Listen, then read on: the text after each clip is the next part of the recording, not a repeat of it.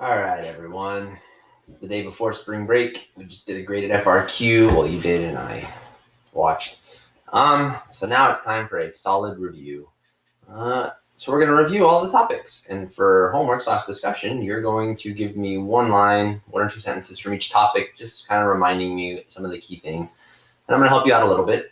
So the way to do this today, I think, will be fun for me, is to actually go back and look at these, and I'm just going to say something real quick.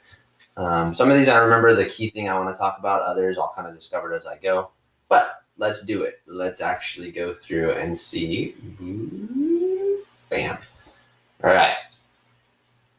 So, intro to antiderivatives. I remember this day. This was when we first came back, and I told you what an antiderivative was.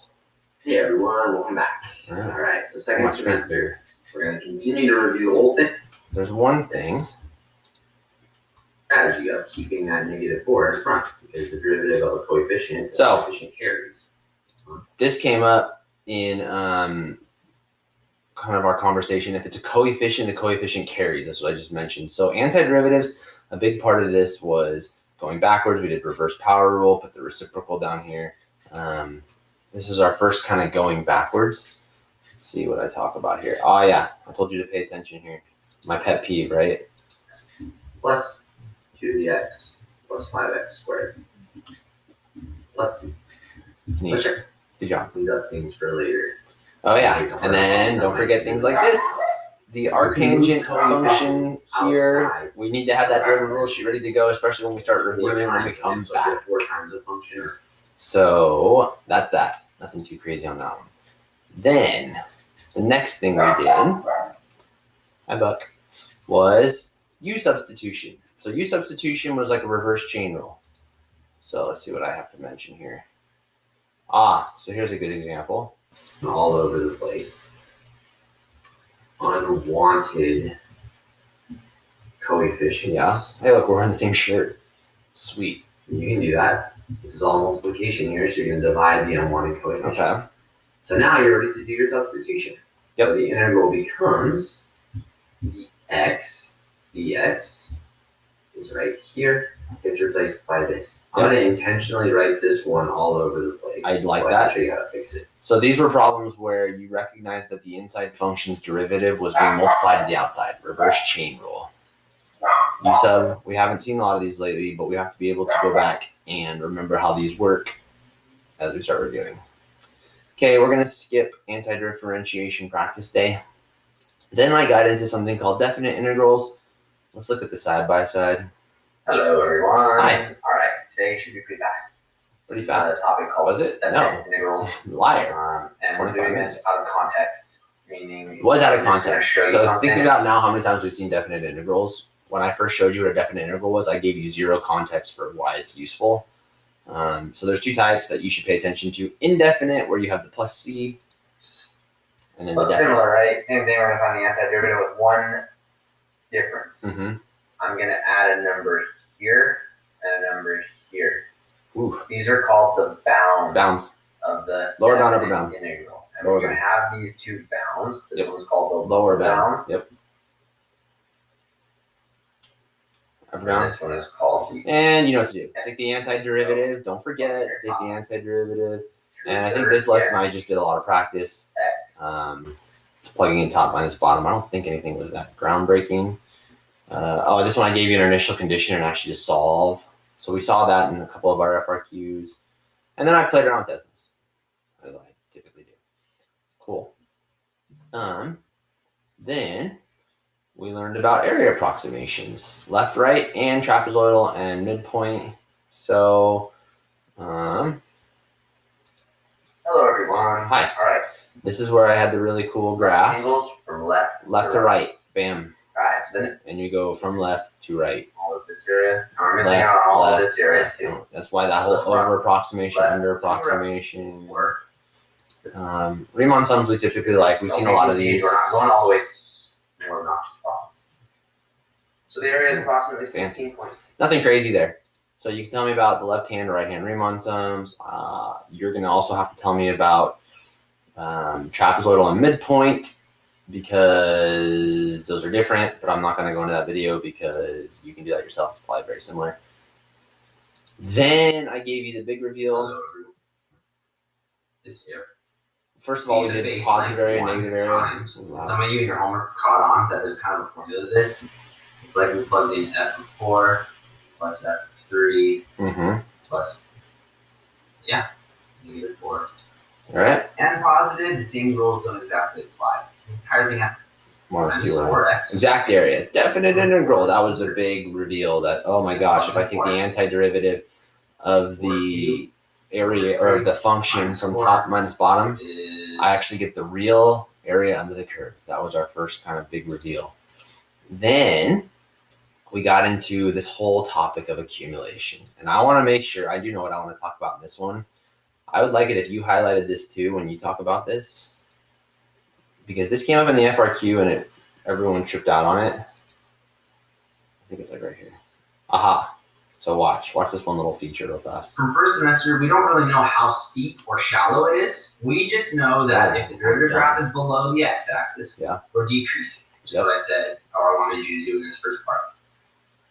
What does the derivative graph tell you is happening? A lot of you talk about concavity too, which is really cool. And yes, this is your inflection point. You guys were 100% correct there. But all I really cared about was the fact that, when the velocity graph is negative, or the derivative graph is negative, we're decreasing. We're decreasing. So then I asked you this important question.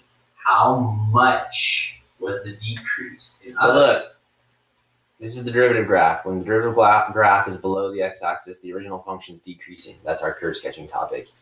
But we don't know how much it's decreasing until now.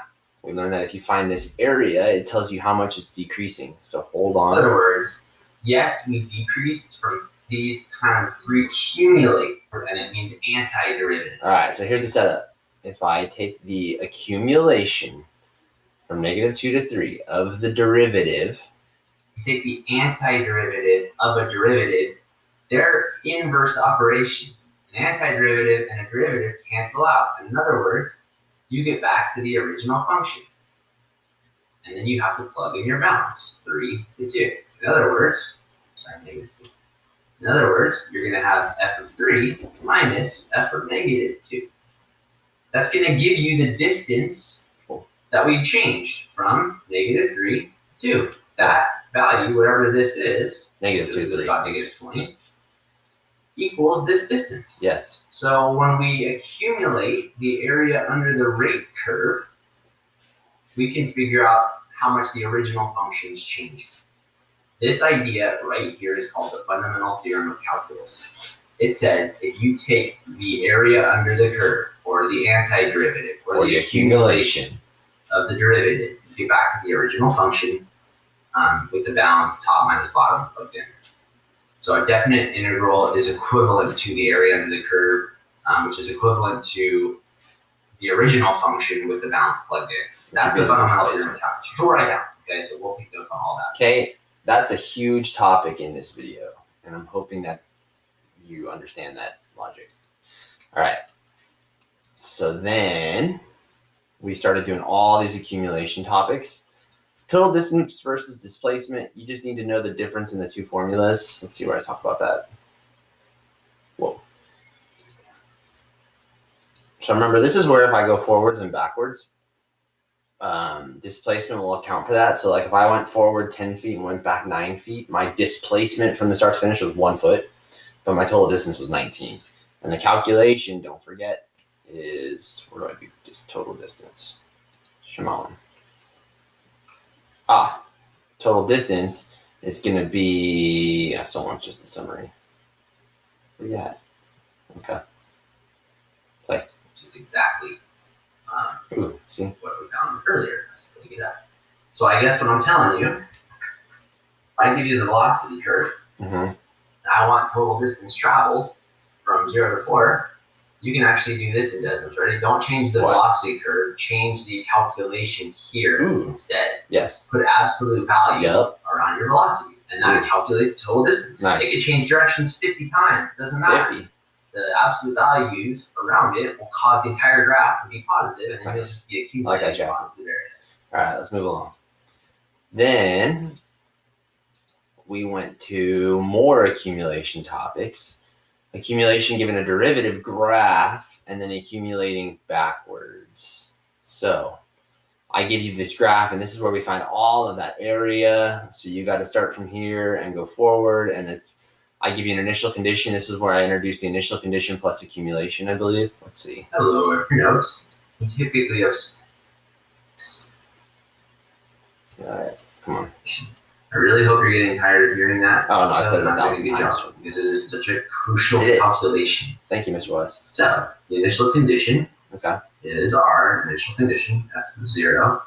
And the bounds, this is going to be important for later, should be from where you're at to Where you're trying to get. You are accumulating a every rate time. from 0 to 3 of your derivative. Okay, because that's the displacement. So if we started So at that 5 when and you then we do the move fundamental 6, theorem of calculus, we're going to be at position integral 11. of the derivative cancels. You'll be left with f of 0 plus, F of 3. and then this piece right here, if you think about it, if we've been This is important. working around this idea, the antiderivative of the derivative just gives you f of 3, top bound minus bottom bound. Mm-hmm. So what are you left And with? notice if I do f of 0 plus f of 3 minus f of 0, F of we're zero left is with just canceled. f of 3. Yeah, that's So why that's you why get. this calculation works the way it does. Yeah. Because of the fundamental theorem of calculus. Yep. All right. Good job. So you can talk about this one. I mean, a lot of this stuff starts to overlap because I really just go back and forth. Topics given a derivative 3 ways. Okay, this was a review one. I'll leave that one to you. Average value of a function. This is that calculation that pops up. And, oh, there was the formula. Come back. Average y value. Nope, we want to add up all the values. Let's hear it. We take the integral. Yep. Or the area under the curve, Yep. or the Accumulation. accumulation. I love saying all those. Do it all the From time. 1 to 5. Yep. And then divide that By 5. by, Minus and here's 1. how we divide it. Ready? Interval length. We divide it by the length of the interval. That's called the average Be value. able to Cool. Good job. f of x. So Oh, I'm giving the formula. There it was. let's go to the Yeah, and then this one we start to see in context when we do problems where we accumulate and then divide to get the average value. from 2 to 10. Yeah. Just gotta know that formula. The Pause that. curve. Stop. All right. Average value of a function. Functions. Then I started to introduce this new way about talking about derivative graphs called a function given by a definite interval, also known as an accumulation function. There's one thing I want you to remember here. This It The was function- when the top bound was Right. different than just goes x. to the problem. So let's find Fine, it. for example. I know I do it. Let's just quickly remind y'all that my boy Mr. West here explain it to you. In the same word. Come on, where is it? Start with g of x. Come on. Just like Come on. Alright, I know I do it once. Maybe it's on the next one. I don't think so though. because the bottom got Dude, trying to make. why is it on the next one? Wait, oh here we go. Watch. And I ask you to find, most of the time, I'm going to ask you to find g prime of, like, let's say 3. Yep. All right. We know from last one, if Okay. I take the derivative of this, the derivative and antiderivative cancel. Yep. We basically just plug the top bound. True. Completely true. Completely true, apparently. But there's something else going on that we got to remember. And I'm going to tell you right now, and if you're curious and seeing why it works the way it does, I'll show it to you in a second. But here's what you need for the homework. Yeah. You need to multiply by something. Times Kind of like a derivative. chain rule. Oh, sorry. You have to multiply by the derivative of the bound. So ignore the time. Most of the time we don't have to worry about this because if this top bound is x, the derivative of the bound is 1. So we don't have to worry. But in this case, we have to multiply by 2x. So in other words, it would be 2 times x squared times the derivative of the box, 2x. Yeah, don't forget that, okay? That doesn't happen when we do these FRQs because typically they're not this sophisticated. But this could definitely pop up in a multiple choice. And it's a fairly straightforward problem, but if you don't know what to do with it, you'll mess it up. It's one of those ones that's very fast if you know what you're doing, but you'll miss it if you don't know what you're doing. Okay. Then I asked you to find absolute extrema, and you know what this day was. Hello, everyone. Come on. Oh, same shirt again. Another thing I have to give you is an initial, Okay. which will be given by the interval. Candidates. Dang it, I missed it. Yeah, but you know it's this. Come on. The candidates. Yes. Candidates means the potential places where you could have an absolute maximum or absolute minimum. It's true. And there are two types, like I said above, endpoints and critical points. Yep. So two of them you get for free. You do get them for free. You get f of. So this is the day I talked about how to find the candidates, endpoints, critical points, and then you accumulate to get all those values. The highest one's the max, absolute max. The lowest one's absolute min. Neat. All right. Then we had practice the accumulation functions. I'll let you watch that video because I'm sure it's just more practice. Then we got into the super fun types of in and out accumulation, where let's watch. All right, everyone. This This lesson super important. Yeah, you And said that about this every is lesson. culminating Liar. all this accumulation. So it's again more accumulation. Okay. I'm building this. Yeah. But now the way it's gonna work is I'm gonna give you two rate Or our windows the functions, same size. a rate in and a rate out. Cool. This to graph calculator. Mr. West So like 0 plus Oh, accumulation. Mrs. Oh, yeah. 0 to 1. I was like, what? This is the rate at which Mrs. West liked Mr. West. That's right. Oh, this wasn't an in. Right, we don't need to hear this one again. Love points. At a rate. I had a math club with 2 students in it. The rate at which students enter the club, so students are coming in and they're leaving. Now, typically you could have one function controlling both of these, which you're kind of doing when you come up with the overall rate function. But in this case, or in a lot of these cases, we'll just define it as 2 different functions, a rate in and a rate out. When you plug into rate functions, you get rates. When you plug into rate functions derivatives, you get the rate of the rate. So like Turner Root eating his Cheerios, and then he speeds up and really starts eating Cheerios quickly. In this case, if you accumulate the rate, you get the total amount of students in the club. This function L of T for lead. Yep. You have graphing calculators. I will show you how to do this. But what Yeah, I've been using Desmond's a lot. many students joined in the first? So wait, where's the let me get to the total function. Accumulation. So this is the big deal. What is the total number of students? Total for initial condition plus accumulated rate in minus accumulated rate out. So this is where calculus starts to get really useful. You can start talking about a whole and how it's changing as things come in and to go out. Yeah. And you can still talk about the total amount of something at any given time if you know the rates. That's all you This need. is a really big type of problem when you're filling a tank. So if you're filling a tank with water Or a and you're swimming also pool. draining That Mr. water Yip or something like that, Pop. you can For figure sure. out the total amount if you know the rate at which things are coming and going. Yes. You know, for example, the rate at which people hit, so in real life, someone that does traffic analysis, What? the number of people that hit a light at any given time, I think and go then through the number of light. people that go through the light at any Oh. given time.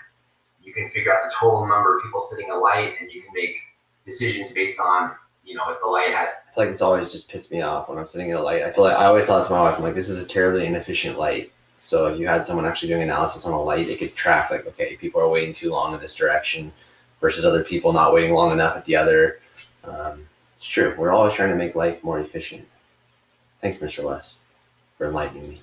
Okay, so that was the in-out accumulation day. Then we graphing calculator, we practiced in and out, and then we did an accumulation culmination where we had you record one, and that was a lot of fun because I like watching recordings of your guys' work because it shows me that you actually can explain what's going on. Then we got into differential equations, and that's where we're currently at. So differential equations, I give you a derivative in the old or in this new notation, an initial condition, and you do things about the original. Hello, everyone. Hi. ET. Oh, this is a good little summary. Quick review, given the derivative, find info about the original. Sometimes I give you the equation, sometimes I give you the table, sometimes I give you the graph, sometimes I give you an accumulation function, sometimes I give you a rate in and a rate out. But in this one, Mr. West, what are we doing differently? Tell me. We're now just add this. We're going to isolate y. So the easiest way, you don't have to distribute. Oh, I Just jumped move way the y term to the other side, so I added it over. So one other little thing, this is called a linear approximation.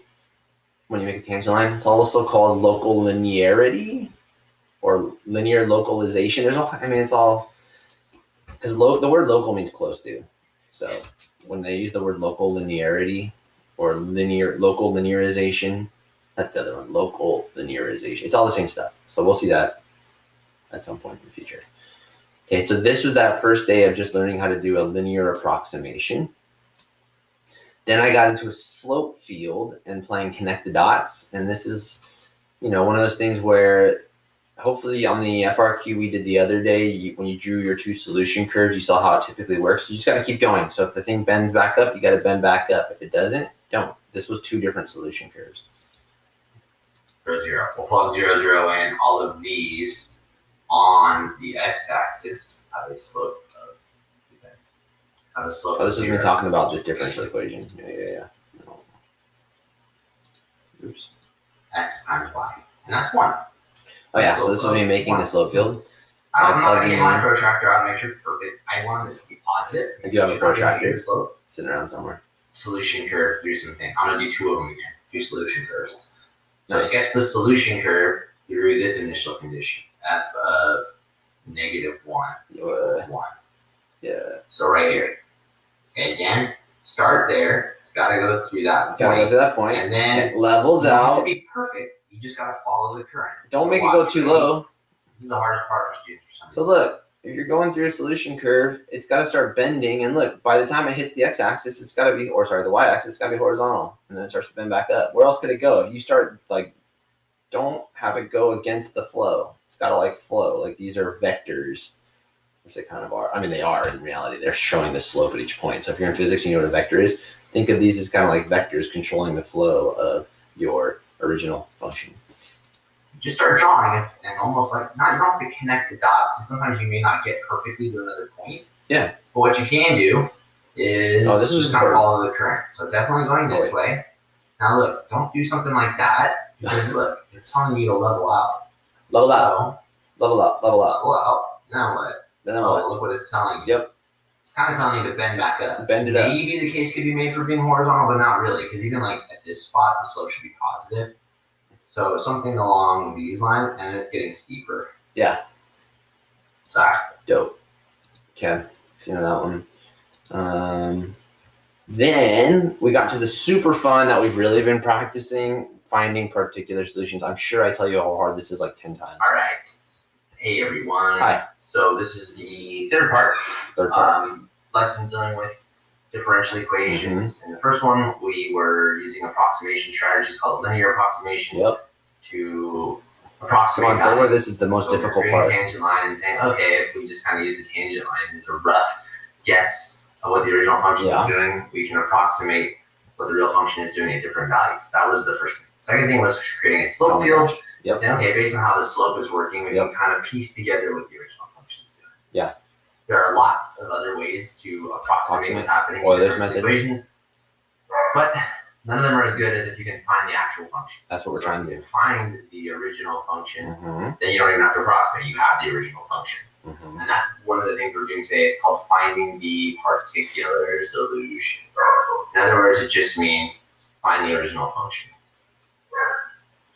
Find the original function. That's the goal. I'm going to show you the process. Yep. Process, not too bad. If you're good at it, it's not bad. So I don't think it's that bad. You need practice. Hopefully, as you're doing more and more of these, they get better. But this was all about the particular solution and the general solution. Remember this E stuff that, if you're not good at working with logs, I wouldn't bother too much with trying to simplify. Then we did some real world ones, which I'll leave to you. And then today, it is today, but last class for you guys, we did what happens if there's two answers. You have to think about the initial condition for which one's positive or negative. Okay? So that's first semester in a nutshell. We started with antiderivatives, began applying antiderivatives to this idea called accumulation. And then we realized we could do accumulation is really just looking at the derivative function and finding things about the original, which is really all differential equation stuff is about. The last topic is going to be something called volume. We're going to find the volume of different things, which I'm not going to get into right now. Okay. But remember, all the old stuff is still here. So look, second derivative test. That's where you look at the concavity to figure out if it's a relative max or min. Motion. We have one-dimensional motion. We've actually been doing this a lot in the FRQs we've been doing because one-dimensional motion, typically we don't start with the position function. We start with the velocity function. There's our first solid review. sketching / analyzing f given f prime. We've been doing this all along now, right? Concavity, first derivative test. Differentiability, that means there's no cusp. Critical points, yep. 3 important theorems, that's the mean value, intermediate value, and extreme value. Making a tangent line, oh my goodness, and implicit differentiation. We've been doing that when we find second derivatives in what we've currently been doing. Chain rule, product and quotient rules, derivative rules. Power rule, derivative function. That was that whole h thing. Derivative at a point, that was the slope, and the limit gets closer and closer and closer. AROC, remember when I first taught you about the AROC? Neat. Limits. We'll go back and see limits a little bit. Just don't forget L'Hopital's rule. That's one of the most important things about limits that we'll see a lot. Rational functions. I started out with the unit circle review.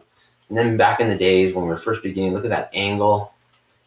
I look like either my room looks empty. The camera's flipped.